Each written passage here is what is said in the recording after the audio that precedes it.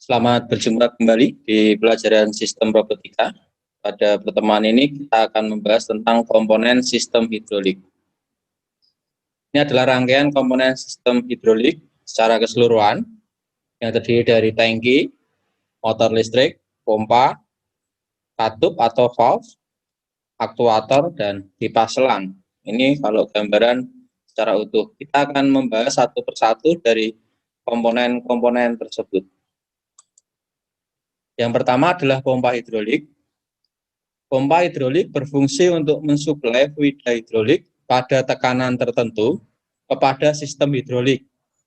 Pompa ini digerakkan oleh motor listrik atau sebuah mesin yang dihubungkan dengan sebuah sistem kopling.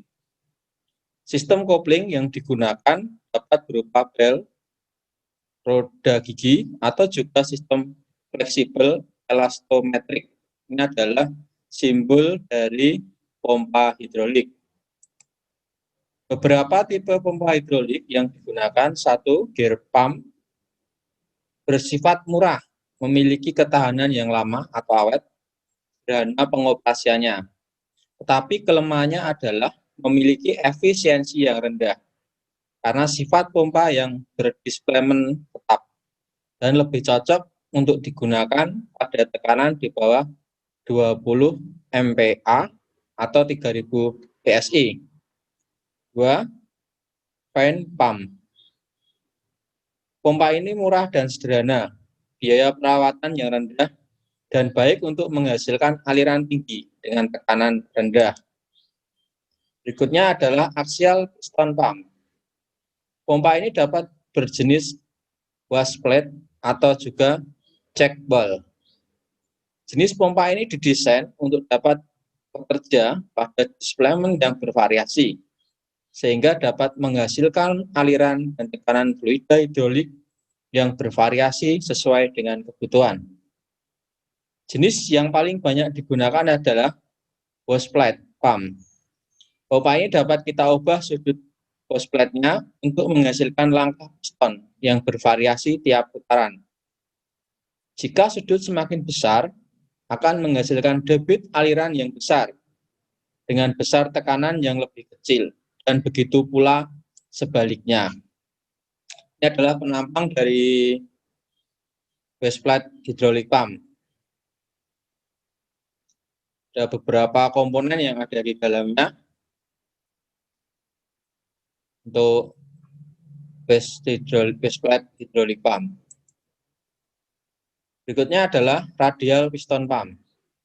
Digunakan untuk menghasilkan tekanan fluida hidrolik yang tinggi dengan debit aliran yang rendah. Pompa piston memang memiliki harga yang lebih mahal jika dibandingkan dengan pompa gear atau fan. Pada pengoperasian tekanan tinggi, memiliki ketahanan yang jauh lebih lama jika dibandingkan jenis pompa yang lain. Ini adalah penampang dari radial piston pump, yang terdiri dari beberapa komponen yang ada di dalamnya. Komponen umum yang kedua yaitu valve control. Valve control berfungsi untuk mengatur besar tekanan yang digunakan.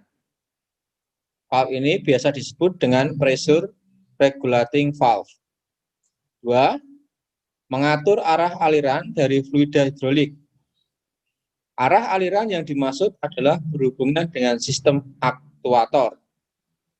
Arah gerakan yang diinginkan pada aktuator dikontrol oleh arah aliran dari fluida hidrolik. Arah aliran inilah yang diatur oleh valve control. Valve ini biasa disebut dengan solenoid valve. Beberapa macam valve control yang biasa digunakan: 1. Pressure relief valve. Valve ini berfungsi untuk membuang fluida hidrolik ke tangki penyimpanan fluida apabila tekanan fluida lebih tinggi daripada nilai yang ditentukan. Ini adalah simbol dan skema dari pressure relief valve. Skemanya, dan ini adalah simbolnya. 2. Pressure regulating valve. Valve ini berfungsi untuk mengatur besar tekanan fluida hidrolik agar stabil di nilai tertentu. Nah, ini adalah skemanya. Kemudian ini adalah simbolnya. Kita lanjutkan yang ketiga yaitu sekuensi valve. Berfungsi untuk mengatur sekuen pada sirkuit hidrolik, seperti contohnya pada saat penggunaan beberapa silinder hidrolik, yaitu untuk memastikan satu silinder hidrolik telah maju penuh sebelum silinder lainnya mulai maju. Ini adalah simbol dan ini adalah skema dari sekuensi valve.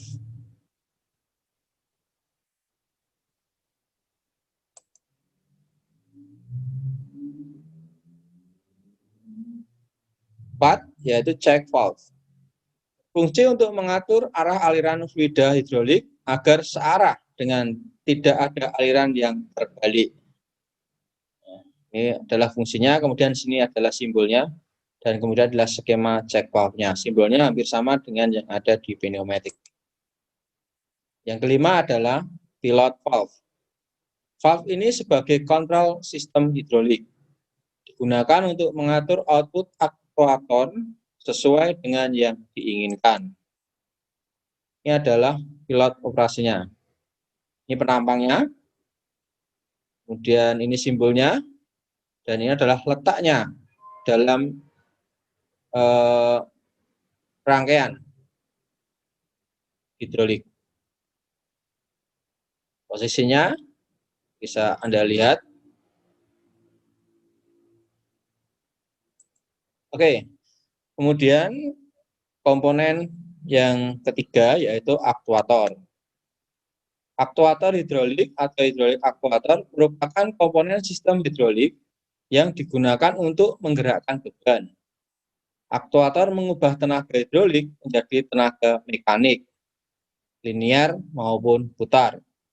Menurut tipe gerakannya, aktuator hidrolik dibagi dalam 3 jenis, yaitu silinder hidrolik untuk gerakan linear, motor hidrolik untuk gerak putar kontinu, dan aktuator putar hidrolik untuk gerakan melingkar dengan sudut putar yang terbatas. Nah, ini adalah yang silinder, gambarnya seperti ini yang motor, dan ini yang aktuator putar. Dan masih banyak jenis untuk aktuator. Berikutnya adalah reservoir. Berfungsi sebagai tempat penyimpanan fluida hidrolik untuk mengakumulasi perubahan volume fluida pada saat sistem bekerja. Pada tangki hidrolik juga didesain adanya suatu sistem untuk memisahkan udara atau fluida hidrolik karena adanya udara di dalam fluida dapat mengganggu sistem kerja sistem. Ini adalah tangki bertekanan atau reservoir. Ya, bagian-bagiannya, dan ini ada pembatas-pembatas. Ini aliran kembali, ini aliran ke pompa. Ini saringan balikan, ini saluran buang ekologis. Ya, jadi kalau sudah oli ini sudah tidak berfungsi, maka ini akan dibuang sini.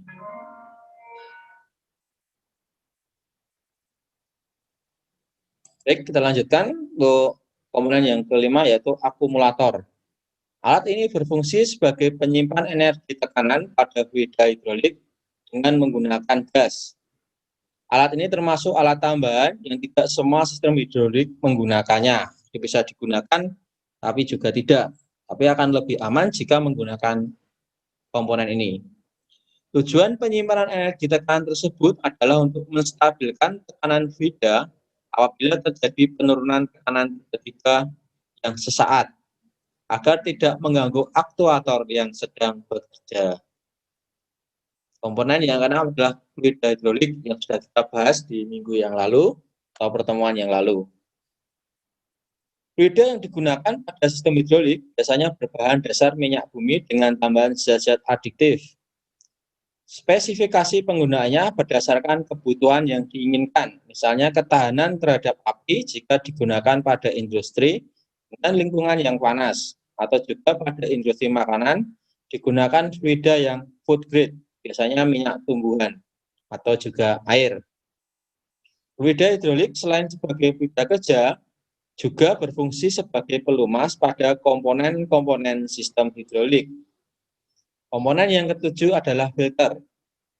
Komponen ini berfungsi untuk mengumpulkan kotoran, biasanya berupa metal, pada fluida hidrolik, agar kotoran-kotoran tersebut tidak ikut bersirkulasi, yang akhirnya menghambat pipa untuk fluida.